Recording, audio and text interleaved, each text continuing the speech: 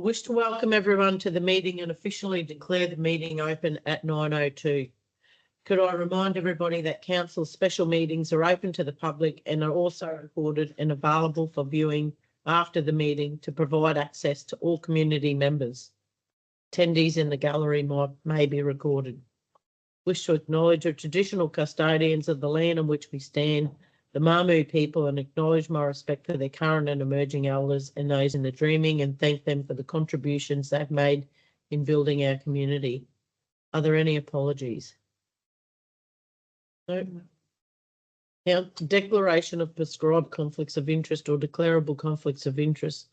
Councillors are reminded of their obligations to declare any material personal interests or conflicts of interest in matters before today's meeting and to manage those interests in a transparent and accountable manner as required by the Local Government Act 2009.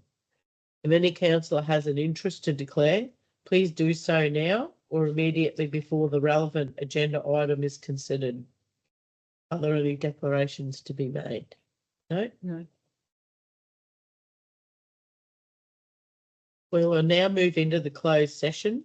The meeting will now be closed to the public in accordance with the Local Government Act 254J13G, negotiations relating to a commercial matter involving local government for which a public discussion would be likely to prejudice the interests of the local government. To consider the following reports. Item 1.1, contract award for Fleming Road landslip remediation works. Item 1.2, contract award for balance of Reaper unsealed roadworks associated with February 25 disaster event. And item 1.3, acquisition of land at 55 Mount Leaper Road, Marillion. Happy to move. Happy to move. Thank you, councillor. Thank you, councillor. So moved by councillor Baines, seconded by councillor Chewy. Those in favour, thank you. Welcome back. We'll move out of closed session. Councillor Chewy's moved. Councillor Jessup seconded it. And all those in favour, thank you. Now have Mr. Chugg to present. Good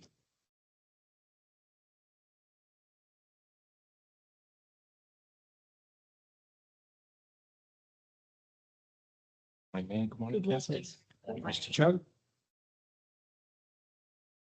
In February 2025, North Queensland experienced a significant and prolonged rainfall and flooding event associated with an active monsoonal trough and saturated catchments across the region. As a result, Council was activated for assistance under the jointly funded Commonwealth and Queensland Government Disaster Recovery Funding Arrangements, the RFA. Administered in Queensland by the Queensland Reconstruction Authority, QRA. On 19th of May 2026, Council invited quotations from contractors appointed to its slope remediation preferred supplier arrangement for the remediation of 2 landslip sites on Fleming Road, South Johnston. The proposed works comprise the stabilisation of an upslope landslip through the installation of soil nails, drape mesh, rock scaling and rockfall barrier, together with remediation of a downslope landslip nearby, involving earthworks, geotextile installation and rockfill placement.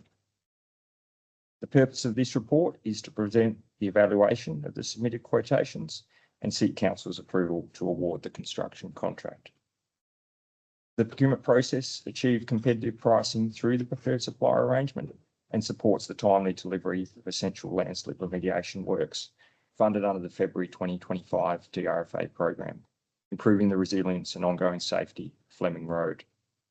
The recommendations are that Council 1, accept the tender for contract CCW 391 Fleming Road landslip remediation as submitted by Australian Ground Engineering. 2, note the tender value with Australian Ground Engineering is $1,341,337. 3, in accordance with the Local Government Act 2009, delegate authority to the CEO to enter into a contract, negotiate, finalise and execute any and all matters associated with or in relation to the contract, subject to Council's procurement policies and practices. And 4, thank the state and federal governments for the funding provided to this project. Happy to move. Happy Second. seconded by councillor Taylor. Anybody got any questions? All in favour? Pretty straightforward. Thank you.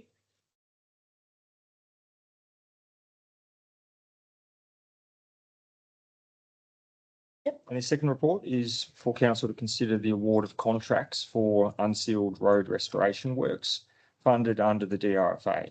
The works comprise approved restoration activities arising from the February 2025 event, but also partially from the December 2025 flooding event. Works for zones 5 and 7B across these 2 events were previously awarded to MJC Civil under contract CCW 382, and that was at the May local government meeting. This report now relates to the remaining works packages across that February event and also some of the December 2025 event approvals where we have those now from the QRA. The remaining December 2025 works will be delivered through contract variations to these relevant contracts, subject to contractor capacity, performance, and also pavement material availability. Quotations here were invited under the preferred supplier arrangement for road reconstruction and remediation works, and the scope comprises predominantly heavy formation grading and associated gravel resheeting across road sections within 8 work zones. So it's 1, 2, 3, 4, 6, 7, 8, and 9. Council received 6 conforming submissions from a mix of local, regional, and Queensland-based contractors.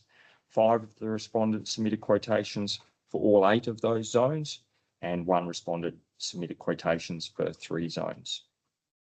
The evaluation concluded that the works are best delivered through 3 separate contract packages. This approach reflects the available contractor capacity and provides greater confidence that the program can be completed within the required delivery timeframe. Tender negotiations were undertaken with the 3 recommended contractors to confirm that availability and capability. Each contractor confirmed sufficient personnel and plant to undertake the recommended works, with no changes to scope, pricing, or proposed resources resulting from the negotiations. The procurement process has delivered competitive value for money outcomes and supports the timely delivery of Council's DRFA restoration program while maintaining a fair, transparent, and compliant procurement process. Recommendations of this report are that Council 1, for the unsealed Reaper DRFA works as follows.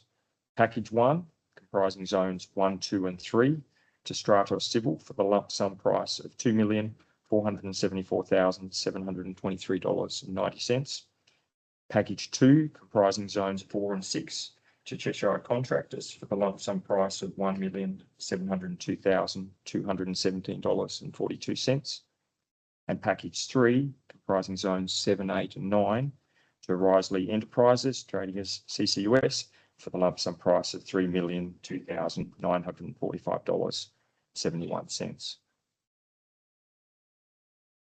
Recommendation 2 is that in accordance with the Local Government Act 2009, delegate authority to the CEO to negotiate, finalise and execute any and all matters associated with or in relation to these contracts, subject to Council's normal procurement policies and practices. And recommendation 3, we thank the state and federal governments for the funding provided to the project. Thanks, Chair. Happy to so move. Happy to second. So, Mr. Chug, what is the actual date that they've got to finish this work? Through the chair, the 2 different events do have 2 different completion dates. So the February 2025 flood event has a requirement for completion by June 2027 and the December event by June 2028. These contracts, as were signed up, will all have programs targeting completion this dry season, completion prior to the end of 2026, which gives us that bit of a float, bit of buffer for the actual funding deadlines. If we ever have one, anyway, that's good. And Yeah, so worst case scenario, if we don't get these completed, this is coming out of the ratepayers' money, I presume. There are opportunities to put extensions of time in to the QRA. We've certainly been successful over the last couple of years under this DRFO program where requirements, we've had multiple factors, whether it's come back to weather, restrictions around approvals and permits, contractors going into liquidation. We've had challenges and certainly had good support from the QRA when it's come to putting in extensions of time. Excellent. Think we de-risked it a bit by. Oh, yeah, separating different portions. packages too, so, Councillor Baines. No, thank you, Chair, because I'll add a bit to that comment of yours. I think it's great to see that we've had a significant number of contractors actually put a bid into this, which is encouraging. It hasn't always been the case. But then again, having that ability to de-risk, we've got 3 separate contractors working concurrently so that there's less risk around waiting for jobs, with a single contractor, so I think it's worked out. Great work. Not an easy thing to navigate, I would suggest, for yourselves and the team, because of the different events that this funding is all connected to. So, Yeah, through the chair, there's a strong team behind this. Mhm. I'll take the opportunity to thank everyone that is working on it. No, that's great. Well, Councillor Purton. Mr. Chair, just with like the management of this, is it within council to manage this, or do we have a contract that was part of the initial, when the works were allocated, what was going to be undertaken? Do they oversee all this works? So we've got, through the chair, we've got council officers obviously involved in key roles in managing this program. We have Shepherd Services engaged, and they see from the damage assessment stage through to the submission building, to delivery of works and the final acquittals. So we have a team there by Shepherd Services that really strongly support this also. Any further questions? A mover and a seconder, those in favour? Thank you. Thank you very much. Move on to 1.3. Mr. Chair.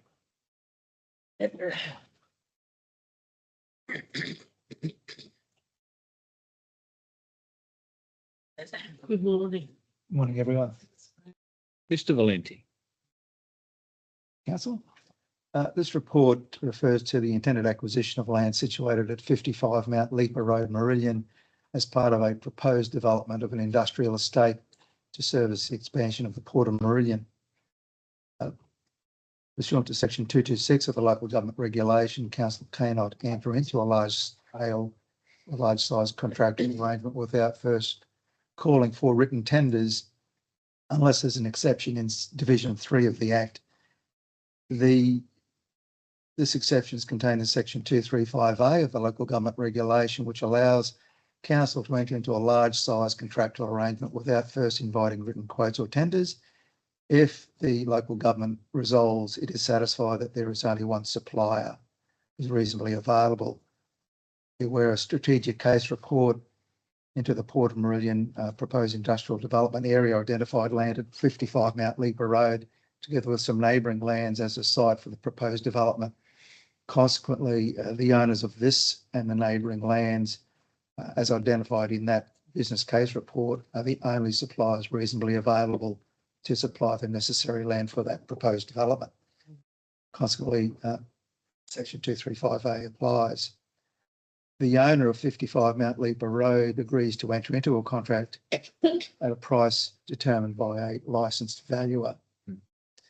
We therefore recommend that council apply the exception contained in section 235A of the local government regulation to enter into a contractual arrangement to purchase the land situated at 55 Mount Leaper Road, Meridian, described as Lot 2 on RP 839169, without first inviting written tenders.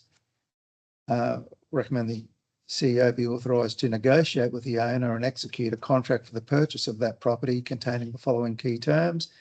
The purchase price is determined by a licensed valuer and agreed with the owner. And secondly, such other terms as the CEO reasonably determines. Secondly, authorise the CEO to do all things necessary to complete that contract. Finally, the allocation of the funds for the acquisition, we recommend that the council allocate the necessary funds as follows. A, apply the funds currently standing in the acquisition and disposal reserve.